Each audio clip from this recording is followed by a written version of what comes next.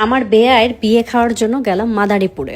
আমরা যেহেতু ঢাকাতে থাকি, আমরা ঢাকার এখানকার স্থানীয়, তো আমাদের এরকমভাবে হচ্ছে গ্রামে কোনো আত্মীয় স্বজন নাই। আমার বড় ভাইকে বিয়ে করানো হয়েছে, তারাও ঢাকাতেই থাকে, তাদের গ্রামে বাড়ি টাড়ি আছে, বাট তারা তেমনভাবে যায় না। তো আমার বড় ভাবির যে ভাই, মানে আমার বিয়াই, তার হচ্ছে বিয়ে ঠিক হয় মাদারীপুরে ওইখানে হচ্ছে ওনার খালার বাড়ি।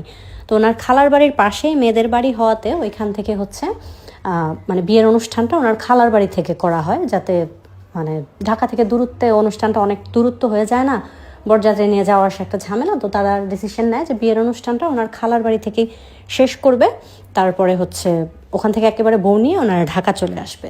ও আজকের ঘটনাটা কিন্তু একটা ভাইয়া লিখে পাঠাইছে, তো আমি ভাইয়ার পক্ষ থেকে হয়ে পড়ছি গল্পটা।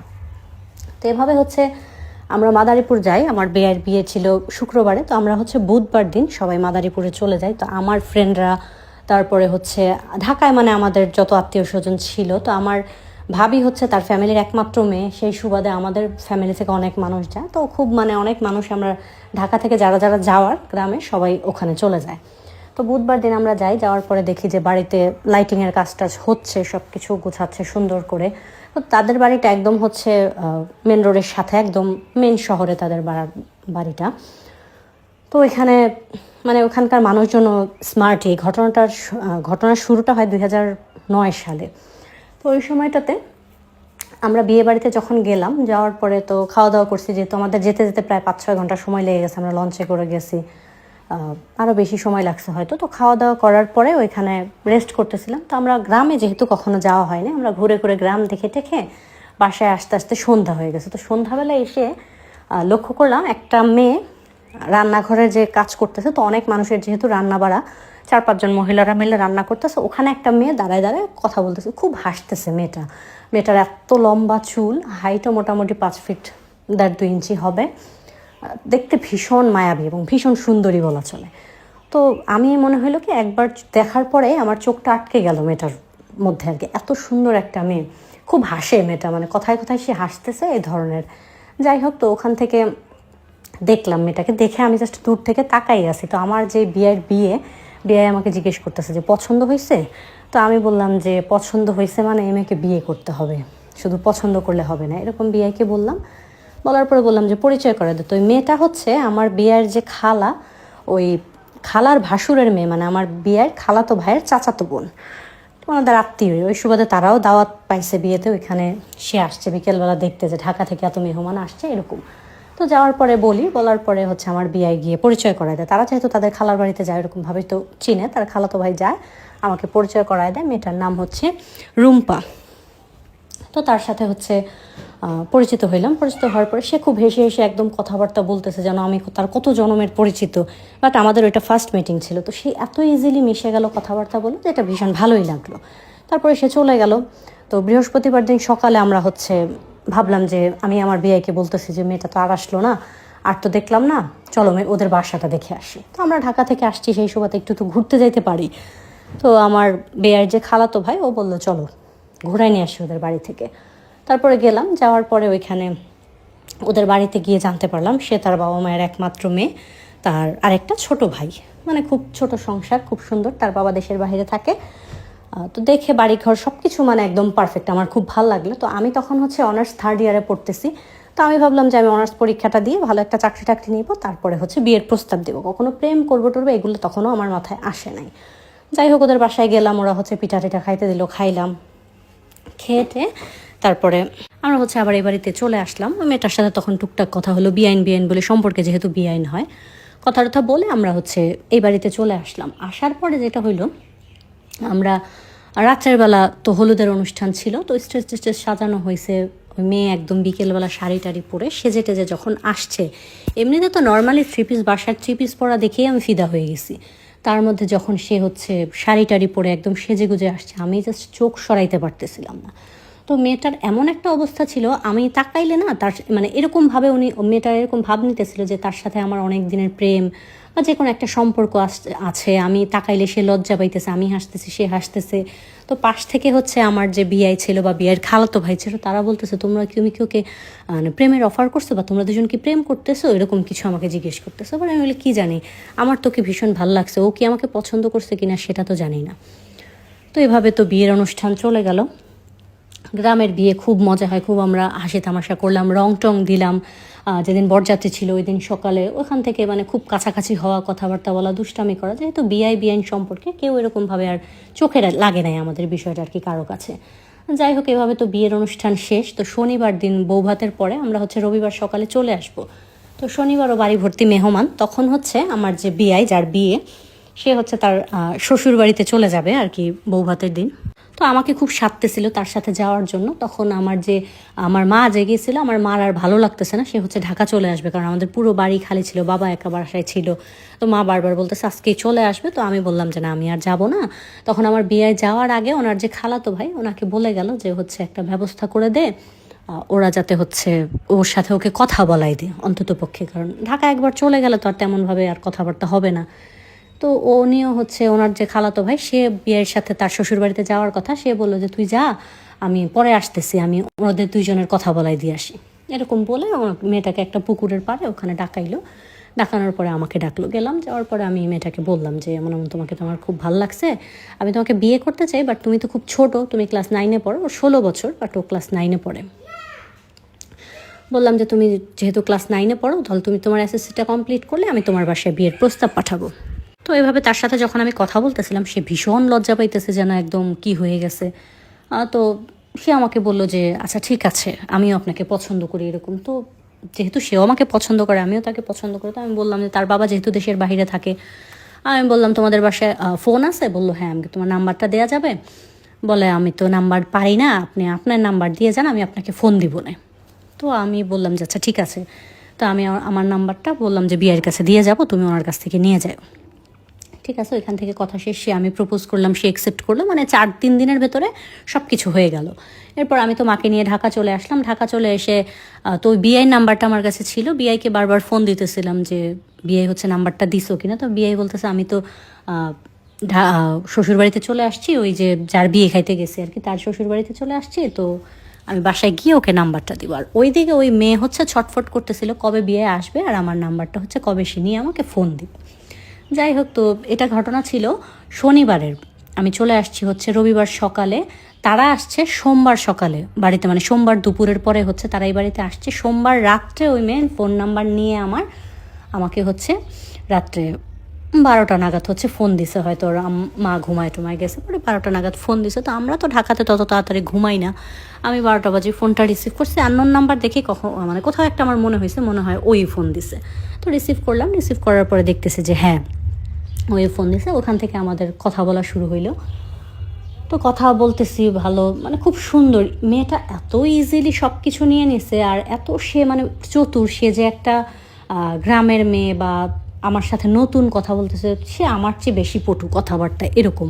আমার লাইফে এটা আমার ফার্স্ট প্রেম ছিল। ছোটোবেলায় ক্লাস 9-এ পড়তে একটা মেয়েকে অফার করছিলাম, ওই সময়টাতে হচ্ছে বাসায় বিচার দিয়ে গেছে, বাবা ইচ্ছা মতো পিটাইছে, ভয় আর কোনোদিন প্রেম করা হয় নাই। বাট এটা ছিল আমার লাইফের সেকেন্ড প্রেম, যদিও বলা চলে। তো যাই হোক, ওইখান থেকে শুরু হলো প্রেমের গল্প, দুজন কথা বলতেছে। তো আমার ব্যাপারটা তো ছিল যে আমি ওকে বিয়ে করব, আমার এরকম অন্য কোনো চিন্তা ভাবনা ছিল না যে প্রেম করব, ছেড়ে দেবো, এটা ওইটা কিচ্ছু না। তো বেশ কিছুদিন কথা বলার পরে প্রায় 6-7 মাস পরে আমি আস্তে আস্তে ব্যাপারটা আমার ভাবিকে জানাইলাম, যেহেতু ওনার আত্মীয়ের বাড়ির পাশে বা ওনাদের আত্মীয়। তো ভাবিকে জানাইলাম, ভাবি জেনে খুব খুশি হইলো, কারণ মেয়েটা খুব সুন্দরী, সবাই অনায়াসে মেনে গেছে যে ঠিক আছে তোমরা হচ্ছে বিয়েটা করতে পারো তুমি এই মেয়েকে। তো জানাইলাম, ভাবিকে জানাইলাম। পরে আস্তে আস্তে যে ভাবির ভাই ভাবি সবাই আস্তে আস্তে বিষয়টা আর কি জেনে গেল। আমার মাকে ছবি দেখাইলাম, শুধু বাবা জানে না, এছাড়া আমার ফ্যামিলির সবাই জানে আমি ওকে পছন্দ করি। ইভেন ভাবির যে খালা, সেও জানে যে ওই মেয়েকে আমি পছন্দ করি এরকম, মানে কারণ আমার হচ্ছে আমি পরীক্ষা শেষ হলে মেয়েকে বিয়ের প্রস্তাব পাঠাবো বাড়িতে, আমার পক্ষ থেকে তো সব কিছু ক্লিয়ার ছিল। যাই হোক, তো এইভাবে হচ্ছে তার সাথে কথা চলতেছে। তো আমাকে বাসা থেকে আমি কোনো কাজ টাজ করতাম না, বাসা থেকে আমাকে একটা অ্যামাউন্ট দেয়া হতো ইসের জন্য, হাত খরচের জন্য। ওখান থেকে আমি টাকা জমায়, তো আমার বাবার একটা ফার্মেসি ছিল, একটা না 2টা ফার্মেসি আমাদের, তো আমি ফার্মেসিতে বসতাম, ওখান থেকে টাকা চুরি করে করে তারপরে হচ্ছে ভাবির কাছ থেকে নিয়ে, মার কাছ থেকে নিয়ে ওই মেয়ের জন্য গিফট কিনে কিনে নিয়ে যেতাম। সেটা ভ্যালেন্টাইন ডে হোক, ফ্রেন্ডশিপ ডে হোক, যে কোনো অকেশন হোক, আমি ওর সাথে দেখা করতে যেতাম। আর ওই স্কুলে না গিয়ে, ওদের বাসা থেকে যেহেতু বাজারে আসতে হয় স্কুলে যাওয়ার জন্য, তো সাথে তো ওরকমভাবে বা কেউ আসে না, ও একাই আসতো। তো স্কুলে না গিয়ে ওই 3-4 ঘন্টা 4-5 ঘন্টা ও সময়ও আমাকে দিত। আমি রাত্রের গাড়িতে আবার কষ্ট করে জার্নি করে আবার আসতাম, মানে প্রচুর যাতায়াত করছি। ফোনে কথা হয়তো, বাট দেখা না করে আমি থাকতে পারতাম না, ওকে না দেখলে যেন আমার ভালো লাগতো না, অশান্তি লাগতো। এটা আমার একটা অভ্যেসে পরিণত হয়ে গেছে। এভাবে মানে আমাদের ভালোবাসাটা প্রায় 2.5 বছর চললো। 2.5 বছর পরে ও হচ্ছে এসএসসি পরীক্ষা দিয়ে যখন এসএসসির ছুটির সময়টা চলতেছে, ওই সময়টা তোকে আমি বললাম যে দেখো আমিও ততদিনে অনার্স কমপ্লিট হয়ে গেছে, আমি মাস্টার্সে ভর্তি হই নাই। বাবা আমাকে চাকরির জন্য অ্যাপ্লাই করতে বলতেছে, ফার্মেসিতে বসতে বলতেছে। আমাদের পারিবারিক টুকটাক ব্যবসা আছে, ঢাকাতে আমার 4 তলা বাড়ি আমাদের। তোমার অভাব অনটন তেমন নাই, তারপরও নিজের পায়ে তো দাঁড়াতে হবে, নিজের তো কিছু একটা করতে হবে। বড় ভাইয়া দেশের বাইরে থাকে, বাবা বলতেছে তুমি চাইলে দেশের বাইরে চলে যেতে পারো, কিছু একটা করো। বাট আমি তো ওকে ছেড়ে যাব না, যদি আমি দেশের বাইরে যাই তাহলে বিয়ে করে যাব এরকম। আর ও সব সময় আমাকে বলতো তুমি হচ্ছে ইউরোপ চলে যাও, ইউরোপে যাওয়ার পরে তুমি ওখানে সেটেল হবা, তারপরে আমাকে নিয়ে যাবো, আমরা দুজন ইউরোপে থাকবো, এরকম আমাকে বলতো। বাট আমার না কেন জানি দেশের বাইরে যাওয়াটা ওরকমভাবে জমে না, দেশের বাইরে কেন যাব, এরকম ছিল ব্যাপারটা। যাই হোক, তারপরে ওর এসএসসির পরে আমি ওকে জানাইলাম প্রথমে যে আমি এখন বাসায় জানাবো, যেহেতু তোমার পরীক্ষাটা শেষ, বাসা থেকে যাতে বিয়ের প্রস্তাব পাঠানো হয় তোমাদের বাড়িতে, আমি তোমাকে বিয়ে করতে চাই। যদি বিদেশ চাই সেটাও বিয়ের পরে যাবো। আর আমার বাড়িতে এত তো খাবারের অভাব নেই যে তুমি আসলে একজন মানুষ বাড়লে একদম অভাব অনটনে পড়ে যাবো, আমি আস্তে আস্তে কিছু না একটা কিছু করেই নেব। তখন হচ্ছে রুম্পা আমাকে জানাইলো যে তুমি যেহেতু বেকার, যতই তুমি শিক্ষিত হও, তোমাদের ফ্যামিলির কন্ডিশন ভালো থাক, বাট তুমি তো কিছু করো না। আমার বাবা কখনো হচ্ছে তোমাকে, ওর বাবা হচ্ছে ইটালিতে থাকে, সত্যিকারের ইটালিতেই থাকে। তো ওর বাবা হচ্ছে ইটালি যেহেতু থাকে, তো সে হয়তো ইউরোপিয়ান ছেলে পেলে তার মেয়েকে বিয়ে দেবে, বা খুব প্রতিষ্ঠিত ফ্যামিলি ছাড়া তার মেয়েকে বিয়ে দেবে না, তার একমাত্র মেয়ে, এরকম সে আমাকে বললো। আগে তুমি একটা কিছু করো, তারপরে হচ্ছে বাসায় বিয়ের প্রস্তাব জানায়। ঠিক আছে, তো আমি তাকে বললাম তুমি হচ্ছে বিয়েটা করে রাখি। তারপর সে আমাকে বলে যে আমি তো ইসে করতে চাই, কলেজে পড়তে চাই, এটা আমার স্বপ্ন, আমি কলেজে পড়বো, ভার্সিটিতে পড়বো, এখনই বিয়ে হয়ে গেলে আর পড়াশোনা হবে না। তো সে মানে আমাকে যেটা বলতো অন্ধের মতো আমি এটাই বিশ্বাস করতাম। তো আমি ভাবলাম যে আচ্ছা ঠিক আছে, তাহলে যেহেতু ও চাইতেছে কলেজে পড়তেও পড়ুক, আমিও মাস্টার্সটা কমপ্লিট করি, তারপরে হচ্ছে বিয়ের সাথে দেখবো না পরে, দুজনের তো সম্পর্ক খুব সুন্দর চলতেছে। যাই হোক, তো এটা বলে ও আমাকে এক সময় রাজি করে ফেললো যে ও কলেজে ভর্তি হবে। তারপরে ও ইন্টারে ভর্তি হইলো, আমিও মাস্টার্সে ভর্তি হইলাম। এদিকে আমি আমার পড়াশোনা করতেছি, ওর পড়াশোনা করতেছে। এখন যেহেতু কলেজে পড়ে, একটু বড় হয়ে গেছে, চাইলেই আমরা যখন তখন দেখা করতে পারি, খুব মানে সুন্দর দিন কাটতেছে। এভাবে ওর হচ্ছে ফার্স্ট ইয়ারটা কমপ্লিট হয় নাই, এর মাঝে আমি দেখলাম ওর খুব মানে আচরণে একটা পরিবর্তন চলে আসছে। তখন ওর স্মার্টফোন নেই, ওর কাছে একটা বাটন ফোন, বাট ফোনটা সবসময় ব্যস্ত বা ওয়েটিংয়ে, বেশিরভাগ সময় রাত্রে যেই সময়টা ও আমার সাথে কথা বলতো, ওই সময়টাতে ওর ফোন খুব ওয়েটিংয়ে থাকে। জিজ্ঞেস করলে বলে ফ্রেন্ডদের সাথে কথা বলতেছে। তো টাকা খরচ করে এখনকার সময়টাতে তো মেসেঞ্জারে বা হোয়াটসঅ্যাপে ভাবা যায় যে কথা বলতেছে, বাট ওই সময়টাতে 2 টাকা 2.5 টাকা মিনিট সে খরচ করে তার ফ্রেন্ডের সাথে কথা বলতেছে। কেমন জানি আমার কাছে ব্যাপারটা একটু খটকা লাগতো। তো আমি খুব জিজ্ঞেস করতাম, সে বলতো না। তো ওকে আমি খুব বিশ্বাস করতাম, যেহেতু ভালোবাসি, বিশ্বাস করাটা তো খুব স্বাভাবিক। তো এইভাবে হচ্ছে বেশ কিছু সময় চলে গেল। আস্তে আস্তে ওর আমার প্রতি অবহেলাটা আমি দেখলাম বাড়তেছে। ও হচ্ছে কখনো আমার সাথে মানে দেখা করার কথা বললে এখন আর সে দেখা করতে চায় না, বলে এইটা ওইটা বের হইতে পারবো না, হ্যান ত্যান বলে আমাকে কাটায় দেয়। প্রায় 5.5 মাস হয়ে গেছে আমাদের দুজনের দেখা হয় না। তো আমার কাছে বিষয়টা ভীষণ দুঃখজনক ছিল, যেখানে আমি তাকে 1 মাস না দেখে থাকতে পারি না, বাট সে দেখা করতেছে না। এখন আমি তার বাড়িতে তো আর যেতে পারি না। যাই হোক, তো এই 5.5 মাস 6 মাস পরে আমি যে ওই যে ভাবির যে খালাতো ভাই, তাকে বললাম যে ভাই আমি একটু আপনাদের বাড়িতে আসি, এমন আমার সাথে হয়তো যে কোনো বিষয়, আমি ভাবছি হয়তো কোনো কিছু নিয়ে আমার উপরে রাগ, সে বিষয়টা আমি গিয়ে সামনাসামনি বলবো। যাই হোক, তো ওখানে গেলাম, যাওয়ার পরে ওকে ভাবির যে খালাতো ভাই বিয়াই ওকে ডাকতে গেছে, ও আসবে না, বলে যে না আমি ওর সাথে কথা বলতে চাই না, তুমি যাও, কেউ দেখে ফেলবে। তো যাই হোক, উনি জোর টোর করে নিয়ে আসলো। আসার পরে আমি জিজ্ঞেস করতেছি যে তোমার প্রবলেম কি, তুমি কেন হচ্ছে আমার সাথে কথা বলতে চাইতেছো না, দেখা করতেছো না, অ্যাভয়েড করতেছো। তো সে আমাকে বলে কোনো সমস্যা নাই, আমি এখন পড়াশোনায় মনোযোগ দিতে চাই, আমার এসএসসি রেজাল্ট তেমন একটা ভালো হয় নাই, আমি ইন্টার রেজাল্টটা খুব ভালো করতে চাই, এই জন্য ভাবছি যে প্রেম তো বিয়ে তো আমি আপনাকেই করব, তো একটু কথা কম বললে আর কি হয়। তো সে খুব সুন্দর হাসি মুখে আমাকে বিদায় দিল। আমি ভাবলাম যে আচ্ছা ঠিক আছে, তাহলে তো সব কিছু নর্মালি। ওখান থেকে আসার পরে 2 মাস যায় নাই, এর মধ্যে আমার বিয়াই আমাকে ফোন করে বলতেছে ওর বাবা আসছে দেশে, ওদের হচ্ছে বাড়িতে শুনলাম ওর নাকি বিয়ের কথা চলতেছে। বিয়াই তুমি কিছু জানো না? তাই আমি বললাম কই, আমাকে তো কিছু বলে না, তো কালকে রাত্রে আমার সাথে কথা বললো। ও বললো একটু ব্যস্ত, ওর বাবা আসছে দেশে, এই জন্য বাড়িতে কথা বলা যায় না, ওরা রাত পর্যন্ত আড্ডা দেয়, কথাবার্তা বলে, এরকম বললো। বলার পরে বলতেছে না, ওর তো বিয়ে ঠিক হয়ে গেছে। তো আমি হচ্ছে বিআইকে বললাম তুমি ভালো মতো খোঁজ খবর নিয়ে আমাকে জানাও আসলেই কি ওর বিয়ে ঠিক হয়েছে নাকি। তো যখন বিআই খোঁজ খবর নিতে গেল তখন দেখলো যে ছেলে ইটালিতে এখনও থাকে, আসে নাই, বাট ছেলের ফ্যামিলি এসে আংটি পরায় দিয়ে গেছে। তো যেহেতু শুধু আংটি পরানো হয়েছে, তো আমরা চাইলে বিয়ের প্রস্তাবটা পাঠাইতে পারি। তো বাসায় এসে আমি খুব কান্না করতেছে, একদম অস্থির হয়ে গেছে। আমার ভাবি হচ্ছে আমাকে বলতেছে তুমি কি বলো, আমরা ওদের বাসায় বিয়ের প্রস্তাব পাঠাই, তুমি কান্নাকাটি করো না, তুমি তো আর কোনো দিক থেকে কম না, কেন তোমার কাছে বিয়ে দেবেন, আমরা বললে সবাই রাজি হবে, এরকম। তো বলার পরে আমি আর যাইনি, আমার ভাবি আর আমার মা হচ্ছে গেল ওদের বাড়িতে। আমার কান্নাকাটি দেখে, মানে 2-3 দিন হয়ে গেছে আমি খাওয়া দাওয়া করি না, ঘরে বসে কান্নাকাটি করতেছি, খুব খারাপ অবস্থা, একদম সারাদিন শুয়ে আসি। তখন হচ্ছে ভাবি আর মা গেল। তো আমার একটা আশার আলো ছিল যে ওরা গেলে হয়তো বা মেয়েটা রাজি হয়ে যাবে, বা ওর ফ্যামিলি রাজি হলে তো বিয়েটা হয়ে যাবে, হয়তো ওর বিয়েটা হবে না। তখন যখন আমার মা আর ভাবি গেল, যাওয়ার পরে প্রথম দিকে তো তারা বিয়ের প্রস্তাব দিছে, তখন ওর বাবা খুব নর্মালি বলছে যে দেখেন আমার মেয়ের তো বিয়ে ঠিক হয়ে গেছে, বা বিয়েটা অনেক বছর আগে থেকে আমি মনে মনে ঠিক করে রাখছি, এখন হচ্ছে আমার ফ্রেন্ডের ছেলে, সব কিছু ঠিকঠাক হয়ে গেছে, এখন আর এই ধরনের কথাবার্তা বলে লাভ নেই।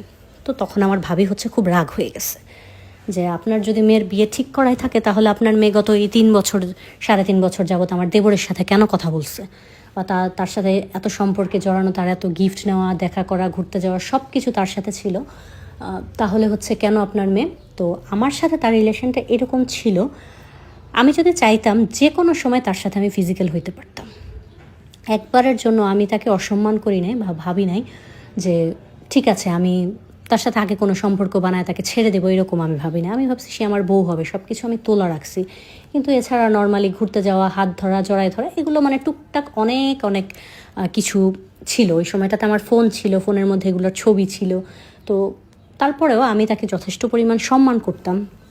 এটা তো কখনোই সম্ভব না যে তাকে আমি হচ্ছে দিব, এ ধরনের জিনিসগুলো বলবো বা কিছু। যাই হোক, তো আমার ভাবি খুব রেগে গিয়ে এগুলো বলছে যে আপনার মেয়ে সব কিছু করতে পারছে, এখন আপনার মেয়ে বিয়ে করবে না। তখন ওর বাবা খুব অবাক হয় যে ও তো জানে ছোটোবেলা থেকে ওর বিয়ে ঠিক করা, তাহলে এরকম তো করার কথা না, আপনারা মিথ্যা কথা বলতেছেন। তখন ভাবি ওই মেয়েকে ডাকার পরে মেয়েকে যখন জিজ্ঞেস করে, তখন মেয়ে বলে যে ওনার দেবর আমার জন্য পাগল ছিল, আমি জাস্ট ফ্রেন্ড হিসেবে ওনার সাথে কথা বলছি। তখন আমার ভাবি একটা বাজে কথা বলে ফেলো এখানে, যে ফ্রেন্ড হিসেবে এত হচ্ছে তুমি মডার্ন মেয়ে, ফ্রেন্ড হিসেবে আমার দেবরের সাথে ঘুরতে যাও 4-5 ঘন্টা, তারপরে আমার দেবরকে যখন তখন জড়ায় ধরো, হাত ধরো, এ ধরনের কথাবার্তা ভাবি বলছে। পরে ওইখানে মানে অনেক ঝগড়াঝাটি, চিল্লাচিল্লি হয়, বাট মেয়ে অস্বীকার। আর মেয়ের বাবা মা মেয়ের কথাই বিশ্বাস করতেছে, তারা এরকম ছিল। তো ভাবি খুব কান্নাকাটি করে, আমার ভাবির আর আমার খুব ভালো সম্পর্ক, ভাবি আমাকে খুব আদর করে। তো ভাবি কান্নাকাটি করে ওখান থেকে চলে আসে যে আমার দেবরের মন ভেঙে দিছো, কোনোদিন তুমি সুখে বলো, অনেক অভিশাপ দেয়। আমার মা ও মেয়েটাকে অনেক অভিশাপ দেয়, এগুলো আমি শুনছি পরবর্তীতে। পরে তারা আসার পরে এগুলো বলার পরে তো আমি প্রথম মানে 1 বছর এরকম ছিল, সারাক্ষণ নিজেকে ঘরবন্দি করে রাখছি, যে আমি কোনোদিন একটা সিগারেটে হাত দিই নাই, কোনোদিন কোনো নেশা জাতীয় দ্রব্য খাই নাই। সেটা হচ্ছে আমি মানে এমন হয়ে গেছিলাম একটা পর্যায়ে, যা পাইছি তাই খাইছি, এরকম একটা অবস্থা। যাই হোক, তো এভাবে প্রায় 1 বছর কেটে গেল। এর মাঝে ওর হচ্ছে বিয়ে হয়ে গেছে, ওই ছেলেটা আসছে ইটালি থেকে, মানে 6 মাসের মাথায় ওর বিয়ে হয়ে গেছে। ওর বিয়ে হয়ে গেছে, যতদিন বিয়ে না হয়েছে ও কিন্তু আমি ফোন দিলে ফোন ধরতো, ফোন ধরে আমাকে বুঝাইতো তুমি অন্য কাউকে বিয়ে করে নাও, ঠিক আছে, এটা আমাদের সুন্দর একটা স্মৃতি থাক, আমি বিয়েটা তো ঠিক করা, বাবা মার মুখের উপরে বলতে পারবো না, এগুলো বলে বলে আমাকে বুঝাইতো। আর আমি এতটাই বোকা ছিলাম, আমিও তার সাথে কথা বলতাম। সে যখন আমার সাথে একটু কথা বলতো আমার খুব ভালো লাগতো। এরকম 1 বছর চললো। 1 বছর চলার পর আমার ভাই, ভাবি সবাই আমাকে অনেক বুঝাইতো। আমার ছোটো বোন খুব কান্নাকাটি করতো। একটা সময় দেখলাম আমার মা কান্না করতে করতে চোখের নিচে কালি পড়ে গেছে। তো আমার কিছু ফ্রেন্ড ছিল, ওরা খুব বুঝাইতো যে একটা মেয়ের জন্য কেন হচ্ছে তুই তোর জীবনটা নষ্ট করবি। তো এর মাঝে আমার ভাই ছুটিতে আসার পরে ভাই ডিসিশন নিল যে আমাকে ভাইয়ের সাথে দেশের বাইরে নিয়ে যাবে। তো খুব জোরাজোরি করে একটা পর্যায়ে রাজি করাইলো। আমিও ভাবলাম যে ঠিক আছে, একটা মেয়ের জন্য নিজের জীবনটা এইভাবে নষ্ট করে দিব। তারপরে সবার বোঝানোতে 2014 সালের ফেব্রুয়ারি মাসে আমি হচ্ছে চলে গেলাম ভাইয়ের সাথে দেশের বাইরে। ওখানে যাওয়ার পরে তো কাজ করতেছি, যেহেতু কাজে থাকি সারাদিন, ওরকমভাবে কোনো মনে পড়ে যখন অবসর থাকি, খুব মনে পড়ে, মাঝে মাঝে ওকে ফোন দিই। আমি তখনও ওইখান থেকে ওকে ফোন দিয়ে কথা বলি। ফেসবুকে 2 জনের অ্যাড আছে। মানে ও এমন একটা বিষ ছিল যেটা না আমাকে একদম হয় না একটা ঘা একদম শুকায়া যাবে ওরকম শুকাইতে দিত না। ও আমাকে সেদে ফোন ফোন দিয়ে আমার সাথে কথা বলতো। ও আমাদের যে মোমেন্টগুলো ছিল খুব রোম্যান্টিক মোমেন্ট, বা আমরা দুজন যে জিনিসগুলো আমি আমার পক্ষ থেকে তো যথেষ্ট ভালোবেসে ফিল করছি, ওই মোমেন্টগুলো না ও আমাকে মনে করায় দিত। ও চাইতো আমি যাতে সারা জীবন শুধু ওকে ভালোবেসে কেঁদে কেঁদে মরি, এই ধরনের। বাট ও এদিকে সংসার করতেছে, তো ওর হাজব্যান্ড নাকি ভালো না, ওকে সন্দেহ করে, ওকে হচ্ছে মারধর করে, খুব টর্চার করে, শ্বশুরবাড়ির মানুষজন খুব কথা শোনায়, এই ধরনের কথা ও আমাকে বলতো ফোনে। তখন আমার খুব কষ্ট লাগতো যে আহারে ওর সাথে এরকম খারাপ হইতেছে, আমি বিয়ে করলে তো এরকম করতাম না। তো বলে যে তোমাকে বিয়ে করলেই ভালো হইতো, এরকম মানে বলে বলে আমার ঘাটা সারাক্ষণ তাজাই রাখতেছে, যে আমি ওকেই মনে করে মরতেছে, যে অন্য কোনো সম্পর্কে জড়াবো। এর মধ্যে বাসা থেকে আমাকে এর ছবি তার ছবি এত এত ছবি পাঠাইতেছে ভাই ভাবি বিয়ে করার জন্য। তো আমি তাদেরকে বোঝাই যে না আমি ঠিক আছি, বাট ওর সাথে কথা বলি যখন রাত ভর্তি করে, এখনও আমার কান্না আসে। এই দেশে এসে তো আরও নানান ধরনের নেশাদ্রব্য নিজে নিতেছি। যাই হোক, তো এভাবে জীবন চলতে চলতে ওর একটা মেয়ে হয়। আমি দেশের বাইরে থেকে আর বাংলাদেশে যাই নাই। একটানা 7 বছর আমি হচ্ছে মালয়েশিয়াতে থাকি। মালয়েশিয়াতে 7 বছর থাকার পরে আমার মা খুব অসুস্থ হয়ে যায়, উনি 2বার স্ট্রোক করে। তো শেষবার যখন উনি স্ট্রোক করে তখন উনি খুব কান্নাকাটি করে আমাকে বলে যে বাবা তুই যদি এখন না আসিস হয়তো বা শেষবারের মতো আমার তোর সাথে দেখা হবে না, আমার মনে হচ্ছে আমি মারা যাব।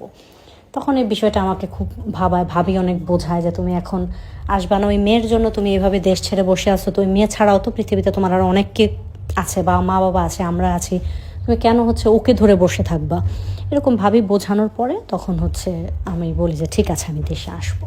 তো তারা হচ্ছে একটা মেয়ের সাথে মোটামুটি কথাবার্তা বলে আমার, মানে যেহেতু ওই মেয়েটা খুব সুন্দরী ছিল, তো ভাবিদের ব্যাপারটা এরকম থাকে, তারা হচ্ছে মনে করে যে খুব সুন্দরী মেয়ে হলে আমি হয়তো ওই মেয়েকে ভুলে যাব। বাট আমার ব্যাপারটা তো ওই রকম ছিল না যে সুন্দরী অসুন্দরী, সেই ওইটা কিছু না। সুন্দর দেখে হয়তো আমার চোখ পড়ছে, বাট ওকে তো আমি মন থেকে ভালোবাসছি। এরপরে দেশে আসি, 1.5 মাসের ছুটিতে আমি দেশে আসলাম। আসার পরে সাথে সাথে মা খুব কান্নাকাটি করে বললো আমি তোর বিয়ে দিতে চাই, বা আমি দেখে যেতে চাই, মরার আগে তুই হচ্ছে বিয়ে করছিস, এরকম মানে ইমোশনালি ব্ল্যাকমেইল করে টোরে। তখনও আমার ওর সাথে কথা হয়, ফেসবুকে আমার ছবিতেও কমেন্ট করে, মেসেঞ্জারে আমি 2 দিন ফোন না দিলে এসে খোঁজ খবর নেয়। ওর সাথে আমার কথা হয়, রেগুলার কথা হয়, প্রতিদিন একদিন মানে 2, 4, 5, 10 মিনিট করে ওর সাথে আমার তখন অবধি কথা হচ্ছে। তারপরে হচ্ছে তো এই কথাটা হচ্ছে আমার ফ্যামিলির কেউ জানে না যে ওর সাথে আমার তখনও কথা হয়। এখন আমার ভাবি হচ্ছে আমার ফোনটা একদিন দেখে, মানে যে কোনো পর্যায়ে কথায় কথায় আমি ভাবির কাছে বলি যে ওর মেয়ে হয়েছে, তখন ভাবি বলে আমি জানি না দেশে থেকে ওর মেয়ে হয়েছে, তুমি বিদেশ থেকে কিভাবে জানো। তখন আমি বলি ওর সাথে আমার কথা হয়, ভাবির সাথে বিষয়টা শেয়ার করে, তখন ভাবি খুব রেগে যায় বিষয়টাতে, যে এত বেয়াদব মেয়ে, এক তো বিয়ে করে নাই, বিয়ে করছে নিজে সংসার পেতে ঘুরতেছে, আর ওকে এদিক দিয়ে আবার ফোন দিতেছে, কথা বলতেছে, ওকে ডিস্টার্ব করতেছে। ও যদি এভাবে কথা বলে তাহলে তো আমি ওকে ভুলতে পারবো না। ভাবি এই বিষয়টা নিয়ে খুব রাগারাগি করে, ওর মাকে ফোন দিয়ে যে আপনার মেয়েকে সামলান, এখন আমার দেবরকে ফোন দেয়। পরে যে প্রমাণগুলো যে আমার মেসেঞ্জারে স্ক্রিনশট নিয়ে নিয়ে ভাবি আবার এগুলো নিয়ে পাঠায় দেয়, এগুলো আমার অগোচরে আর কি, আমি জানি না। যাই হোক, তো তখন হচ্ছে একটা মেয়েকে দেখানো হয় আমাকে, মেয়েটা ভালো সুন্দরী, সে তখন ইন্টার পরীক্ষা দিছে। তো ওই মেয়েটাকে দেখানো হয়, পরে যেহেতু সবাই জোর করতেছিল আমি বললাম আচ্ছা ঠিক আছে, তোমাদের পছন্দ হলেই পছন্দ। আমি গিয়ে শুধু এক নজর মেয়েটাকে দেখছি, কথাবার্তা কিচ্ছু বলি না। 1 সপ্তাহের মধ্যে ঘরোয়াভাবে ছোট করে আমাদের বিয়ে হয়ে যায়। তো বিয়ের পরে প্রথম যেটা মানে আমার যে ভাবি ছিল, সে হচ্ছে ওই মেয়েটাকে না সব কিছু বলে দিছে, যেরকম এরকম আমি একটা মেয়েকে পছন্দ করতাম, মেয়েটা খারাপ ছিল, তো সেই জায়গা থেকে আমার অন্য একটা রিলেশন আছে, মেয়েটা যাতে আমাকে মানায় নেয় বা বোঝায় নেয় সব কিছু। তো যখন হচ্ছে ওর সাথে আমার বিয়ে হয়, আমাদের বিয়েটা হয় হচ্ছে 2021 সালে। তো 21 সালে যখন বিয়ে হয়, ওই সময় ওই আমার যথেষ্ট পরিমাণ বয়স ছিল তখন, ও আমার চেয়ে খুবই ছোট, প্রায় 10-12 বছরের ছোট ছিল। তো ওই মেয়ে এতটা ম্যাচিওর, যার সাথে আমার বিয়ে হয়, ওর নাম স্নিগ্ধা। তো ও ভীষণ ম্যাচিওর। ও প্রথম দিনই যেদিন আমাদের মানে বাসর ঘরে দেওয়া হয়, ও সেদিন আমাকে এত সুন্দর করে বোঝায় যে ঠিক আছে ভালোবাসতেই পারেন, আমারও তো এরকম কোনো অতীত থাকতে পারে, বা আমি ভেঙে পড়িনি আপনি ভেঙে পড়ছেন, এইটা ওইটা অনেক কিছু বোঝায়, যে পেছনে যা হওয়ার হয়ে গেছে, এখন শুধু আমাদের দুইজনের লাইফটা আমরা নতুন করে শুরু করি, বা আমরা ভালো থাকার চেষ্টা করি, আপনি আমাকে ভালোবাসেন তাকে ভুলে যাবেন, অনেক অনেক কিছু বোঝায়। একটা পর্যায়ে ঠিক আছে আমি হচ্ছে মানি যে ঠিক আছে আমি ওকে ভোলার চেষ্টা করব। বাট আমি যে ওকে ব্লক করে দিব এই জিনিসটা আমি পারতেছিলাম না, আমার খুব কষ্ট হইতেছিল যে কোথাও ওর সাথে কথা বলি, এই জিনিসটা হচ্ছে ভাল লাগতো। তো আমার ওয়াইফ হচ্ছে, সে আমার সাথে এত কথা বলতো, আমাকে এত ব্যস্ত রাখছে, মানে 1 মাস, আমাদের বিয়ের প্রায় 25 দিন পর আমি মালয়েশিয়াতে আসি। এই 25 দিন ও আমার সাথে মানে খুব সময় কাটাতো, আমি যাতে ফোন না ধরি বা ওই মেয়ের সাথে কথা না বলি, সারাক্ষণ আমার সাথে সাথে থাকতো। আর আমার ভাবি তো আছেই, দুইজন মিলে আমাকে মানে আস্তে আস্তে ওর থেকে বের করে দিছে। তো আমার ভাবি বলে ওই মেয়েকে ব্লক করে দিছে। তো যতদিন দেশে ছিলাম ঠিকঠাক ছিল, হাজব্যান্ড ওয়াইফ আমাদের রিলেশনটাও সুন্দর ছিল। তো আমি মনে মনে কোথাও একটা ভাবতেছিলাম যে ও আমাকে মেসেজ টেসেজ করে না, ও কি আমার বিয়ের খবরটা শুনতে পাইছে, এরকম কিছু। তো দেশের বাইরে যাওয়ার পরে তখন তো আর কাজ করে এসে বাসায় একাই থাকি, তখন হচ্ছে যতক্ষণ ওয়াইফের সাথে কথা বলি তারপরে আমার আবার ওর কথা মনে পড়ে, তখন ও হচ্ছে মেসেজ করে, এটা ওইটা করে। তখন সে আমাকে ফোন দিয়ে কান্নাকাটি করতেছে, সে শুনতে পারছে আমার বিয়ে হয়েছে। সে ফোন দিয়ে একদিন কান্নাকাটি করতেছে আর বলতেছে যে তুমি কেন বিয়ে করবা।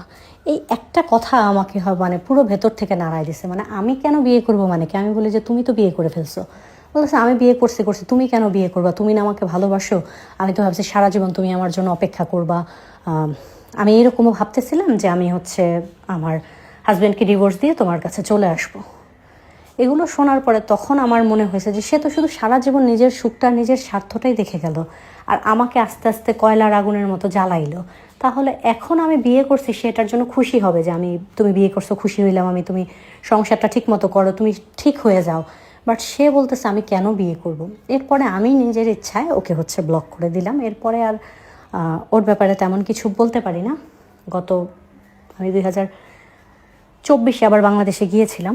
যাওয়ার পরে তখন আমার নর্মাল, এখন আমি আলহামদুলিল্লাহ অনেক ভালো আছি।